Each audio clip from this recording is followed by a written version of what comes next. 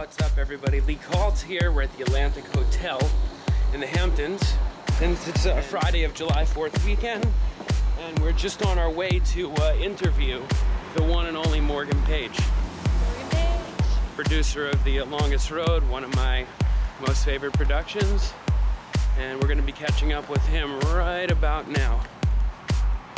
So we're going to head up to his room here at the Atlantic Hotel, Southampton.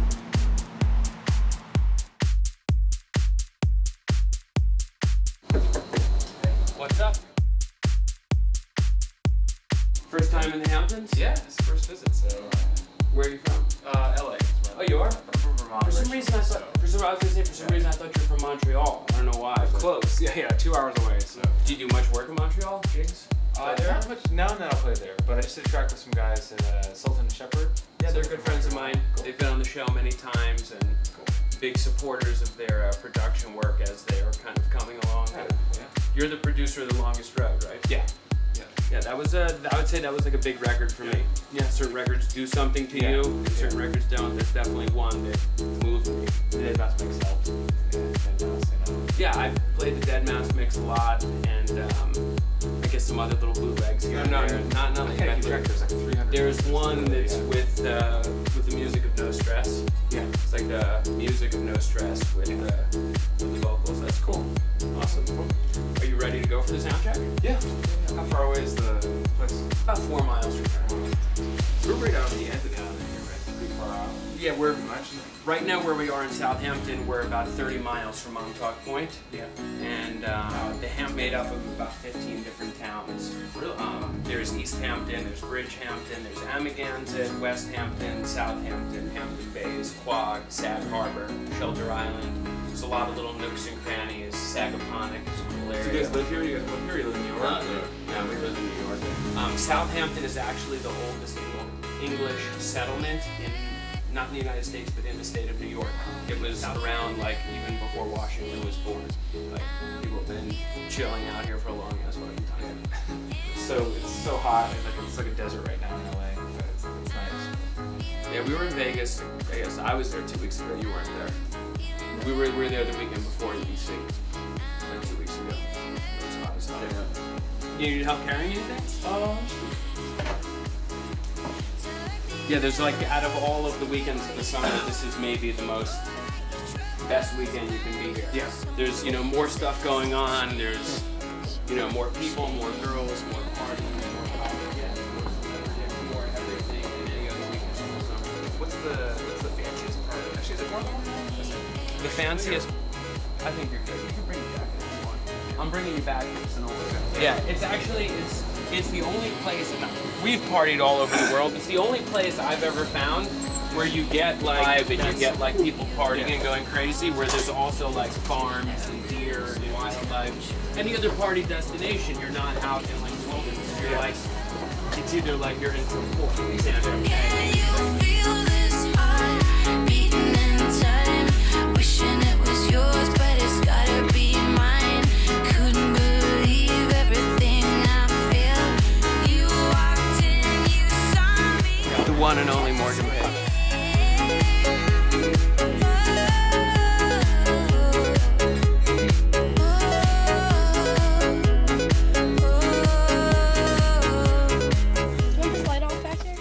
No, we're gonna leave that on. Alrighty, we ready to rock and roll? I think Webster Hall. Last time we played at Webster Hall. Yeah, I played at Webster Hall once this year. It's a big spot. I still want to play like a good, try like a medium, size one where it's more focused, like all house music. A little bit more of an intimate setting, right? So your name's Morgan Page and you're from Vermont. Yeah. And how old were you when you started DJing? 16. I started playing then. I started producing really early when I was 14, and yeah, it's just been a long journey since then. And when you first got into DJing, were there any specific artists that were relevant at the time that, kind of hooked you in? One guy that really got me into it was BT. I was listening to his stuff, and it's crazy because now I'm working with him, and we worked on a song together. The single is coming out next week, and I never thought that I'd be kind of working with one of my idols in music. You never really think you'll kind of, it's not like you're catching up, but it's like... Same thing happened with me and Eric. You know, when I first started DJing, I never could have imagined being an artist on Subliminal, you know? House Music TV, what's good?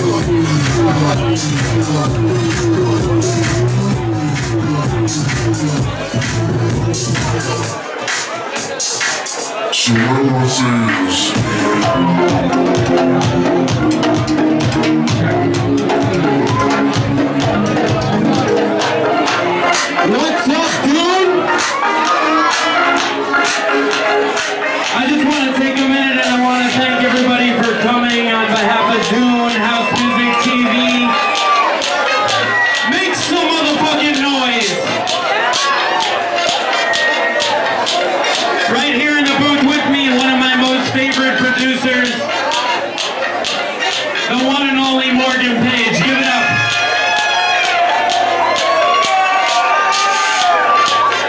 We're gonna fucking rock you. Here we go.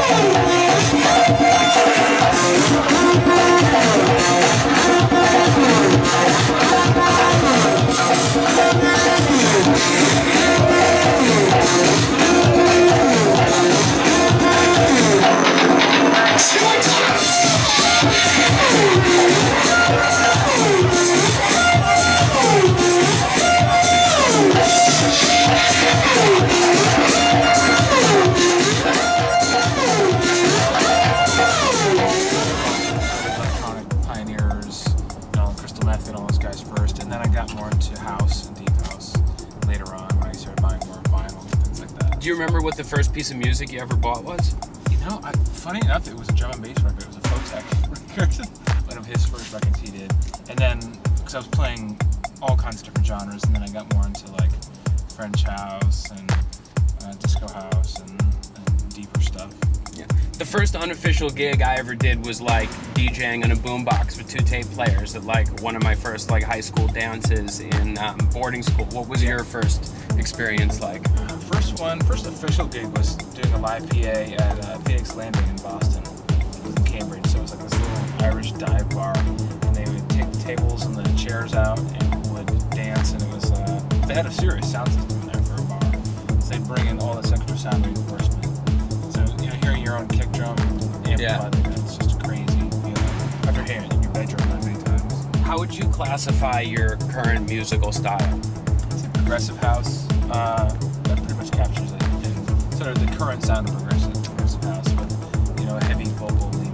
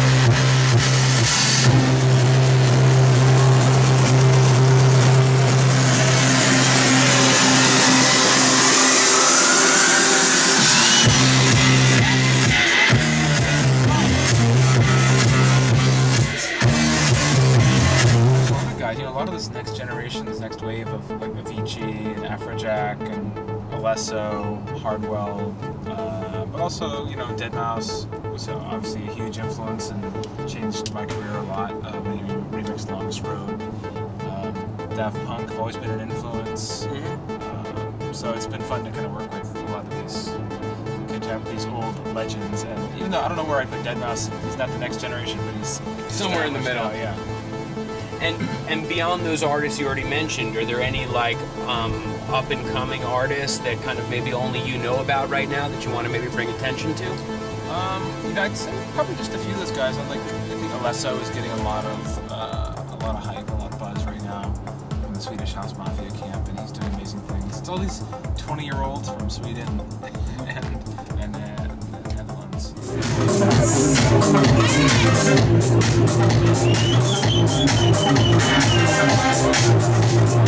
That's why I did succeed sooner than maybe other musicians that maybe were better songwriters. I know better lyricists, better vocals. I can't say that, but I do know this.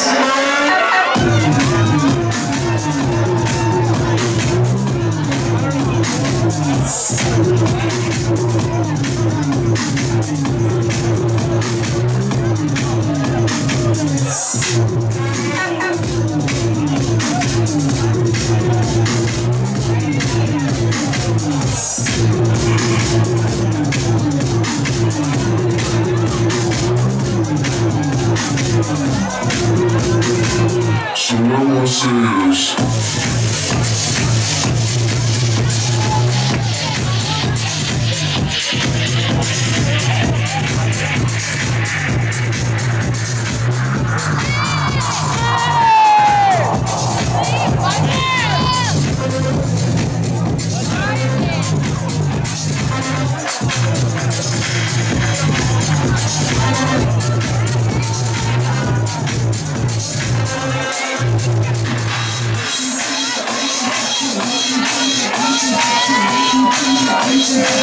In the last year, is there any gig that you've done that's been, you know, memorable or in your mind, something that stands out? I always like shows with like unconventional venues. So I like Red Rocks in Denver is amazing. It's a natural rock amphitheater. That's really fun. But you know, any show where people are just freaking out and singing your songs back to you is going to be a memorable one. Is there any place or party destination that you know of already that you haven't made it to yet that you kind of are excited to experience? I think I haven't played Ibiza yet. I'd love to play Ibiza and play a little more globally. So in focus right now has been North America. So I play a lot in Canada and the States, but I've played Australia and parts of Asia, South America, but I really want to get more into Europe. I think that's kind of the next step.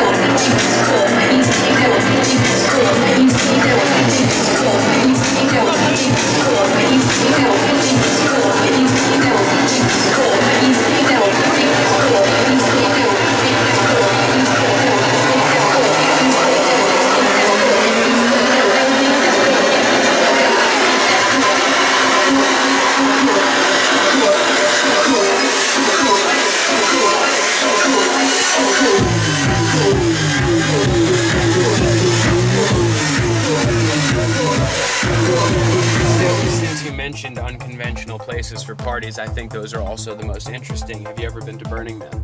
No, I still would love to go there. I don't know if it's different now, if it's more commercialized or what, but it's not commercialized, never going to be commercialized, never can be commercialized just because of the way it's set up. Summer, I know Sharam went last summer, and I would say you should definitely like consider checking it out, because in the way that you speak about like unconventional parties being really, really cool, this is about the most unconventional, wildest, crazy thing you could ever imagine going down. It it's almost like a life-changing experience going. Yeah. Yeah, it's not like it has to be like a dark nightclub with the same setting and the same, layout and everything. So it's fun, those places that kind of bend the rules a little bit.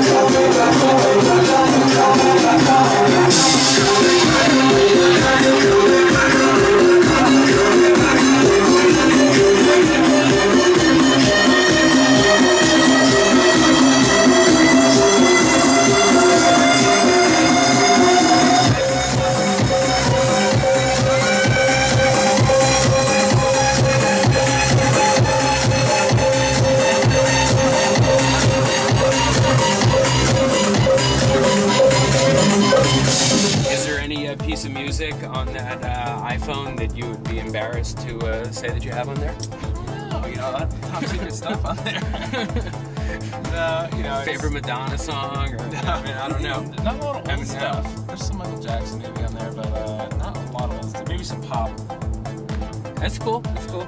Yeah, like whenever I talk about or whenever people ask me what type of music I listen to, they're always like shocked when I say stuff that's like not related to house music. But like DJs don't listen to house music like through their sleep. They have to have some life outside of there. Some other influence. Do you have any like right now for the summer favorite production, something that's dropping or something that's like your record of the summer? I'm hoping it'll be my record. You're hoping it's your record. Yeah. Why don't you tell us a little bit about that? Yeah, it's a new single called "In the Air," and so it's sort of like the mega collaboration. It's myself, Sultan, and Ned Shepard, BT, and Angela McCluskey. And she did that song "Just Breathe." It was in all the Mitsubishi commercials. Mm-hmm. So she's done some tracks with me before, and it just kind of came together as this crazy collaboration. And it's coming out next week. They just played it on the BBC. Judge Jules just played it tonight, a couple hours ago. And BPM's going to play it tonight. So people are getting on it, and it's exciting. Like, I just have a good feeling about it.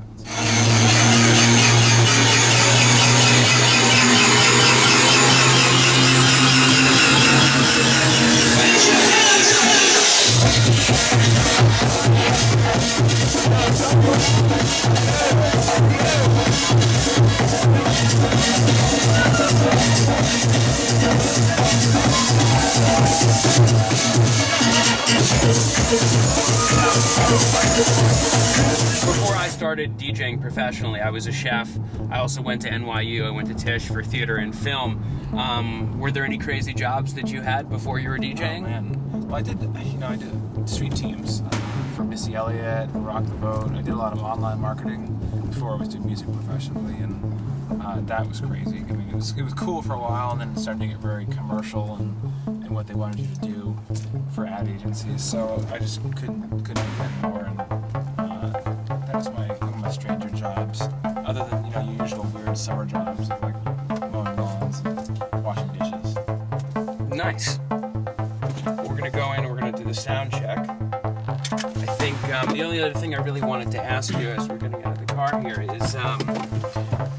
is there any place online where you specifically like your people to go to find you, like a MySpace page, a Facebook? Yeah, just Facebook.com/page, Twitter.com/page. There's always the weekly podcasts. You're pretty active on Facebook and Twitter? Yeah, I like to interact with the fans a lot. And